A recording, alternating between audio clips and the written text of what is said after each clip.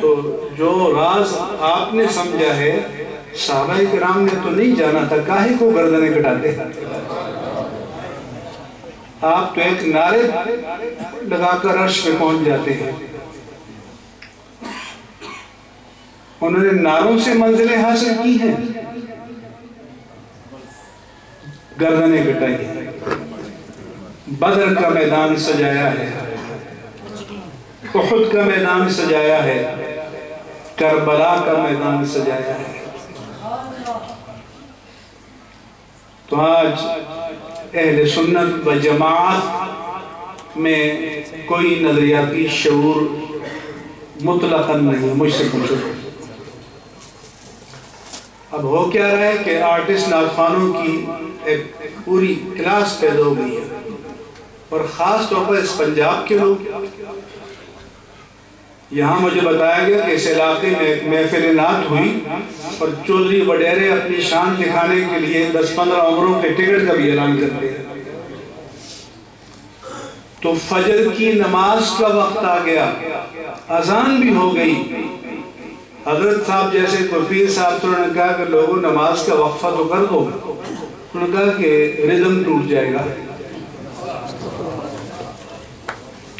اور پھر سورج نکل گیا۔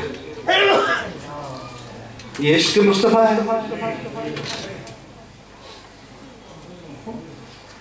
جو اطاعت مصطفیٰ سے دور کر دے، جو سجدہ بندگی سے دور کر دے، وہ عشق مصطفیٰ ہے۔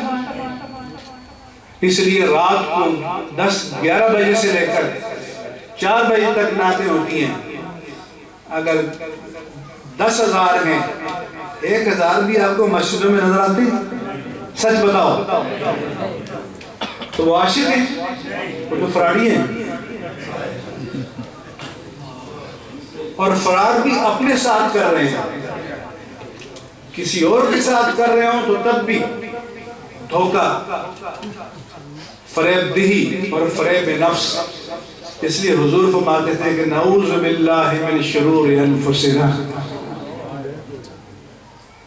اور انہی نعتخوانوں کی وہاں پر محفلیں UK میں جمتی ہیں، میرے بھائی آئے ہوئے ہیں، وہاں بھی جا کر میں کہتا ہوں کہ بھائی دین کی دنیا میں ترجیحات ہیں، دین میں ترجیحات نہیں ہیں۔ اگر اس گاؤں میں کسی نے 1 کنال پلاٹ لینا ہو تو 10 آدمیوں سے پوچھے گا کہ کہاں لوں تاکہ ریٹرن زیادہ ہے۔ تو اگر دین کے نام پر بھی تم کوئی پیسہ پھینکتے ہو تو کسی ایکسپرٹ سے، کسی ماہر سے پوچھ لو کہ کہاں یہ پیسہ پھینکیں کہ ریٹرن زیادہ ہے۔ لیکن پوچھے گا تو وہ جس کو ریٹرن چاہیے۔ جو اندھے کنویں میں پھینکنے والا ہو تو یہ یاد رکھنا کہ سارا پیسہ اہل سنت کا ان چیزوں پر خرچ ہو رہا ہے۔ اور وہ جو آج فوج کے مقابل کھڑے ہیں، امریکہ کے مقابل کھڑے ہیں، مسجد کی طاقت ہے، مدرسے کی طاقت ہے، یاد رکھنا۔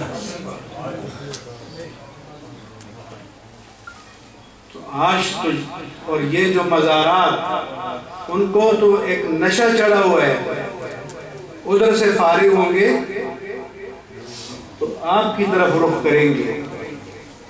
تو ابھی سے مہربانی کرو کہ اگر سپاہ فساد سے بچنا ہے تو سپاہ امن چاہیے،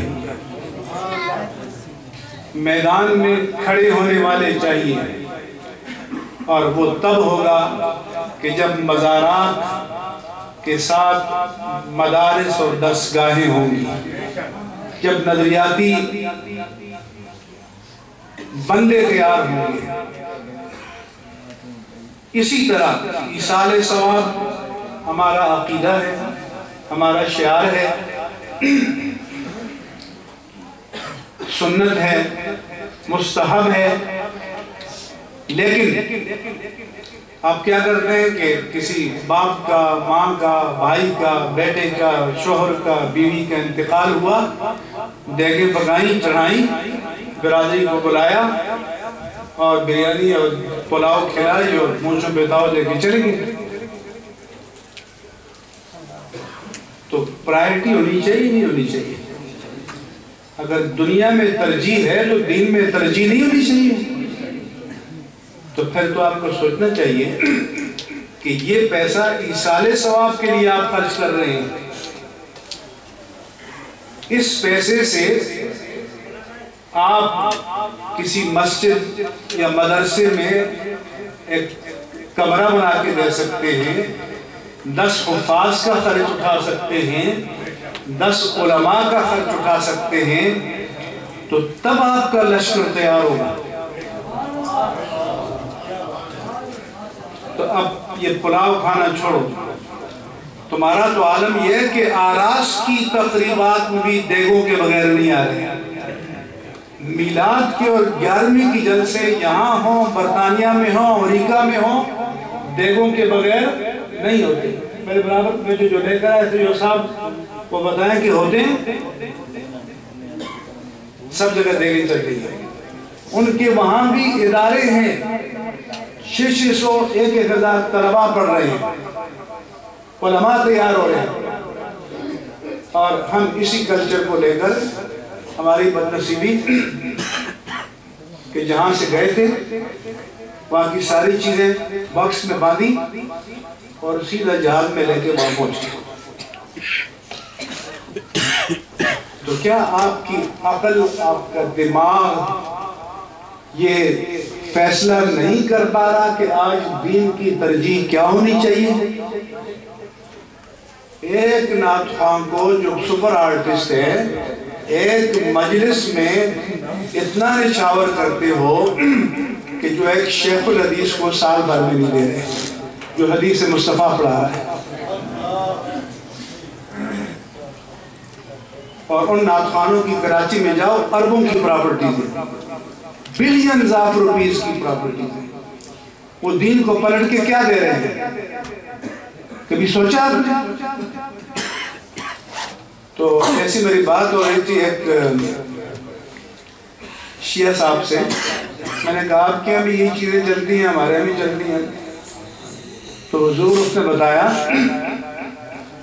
کہ ایک وہ پیش نماز کہتے ہیں امام کو, ایک امام بارگاہ میں مسجد میں پیش نماز تھی, اور ابھی جو دن آ رہے ہیں ذوالجناح کا گھوڑا, تو اس کو کھلا رہے ہیں, پلا رہے ہیں, چوم رہے ہیں, مرد عورتیں ہاتھ پھیر رہے ہیں, نوٹ پھینک رہے ہیں. وہ دیکھ رہا ہے, برسوں سے دیکھ رہا ہے.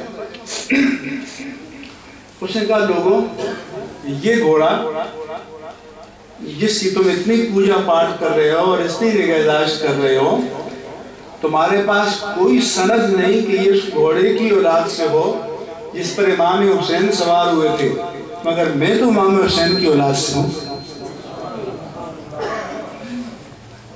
تو مجھے تو تم نہیں پوچھ رہے. اس لیے ایک مرتبہ ٹی وی پر جیو پر پروگرام تھا, میرے ساتھ شیعہ ذاکر بھی تھے. تو میں نے کہا کہ بورڈ لگاؤ سامنے, ایک لائن کھینچو, ادھر اقدار حسین لکھو, ادھر اقدار یزید لکھو.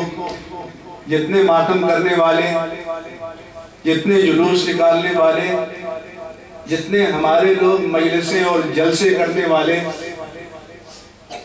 وہ بتائیں کہ عملی زندگی میں وہ اقدار حسین کے ساتھ ہیں یا اقدار یزید کے ساتھ ہیں؟ وہ حسین وقت کے ساتھ ہیں یا یزید وقت کے ساتھ ہیں؟ میں نے کہا آج بھی اگر امام حسین ہوتے تو شاید اپنی کربلا میں آج بھی اکیلے ہوتے. تو آج کے یزید تو آپ کے قریب بیٹھے ہوئے ہیں. یزید کے دربار میں کون سا وہ کام ہو رہا تھا جو آج اسلام آباد کے دربار میں نہیں ہو رہا؟ تو امام حسین نے یہ کہا تھا کہ جلوس نکالو بس, باقی میری تعلیمات, میرا مقصد قربانی, اس کو باندھ کے بس میں دفن کر دو. یہ تعلیم تھی امام حسین کی، تو ہماری عقیدت 2 نمبری عقیدت، بلکہ 10 نمبری اگر میں کہوں تو تب بھی کم ہے، کہ ہونا تو پھر ہمیں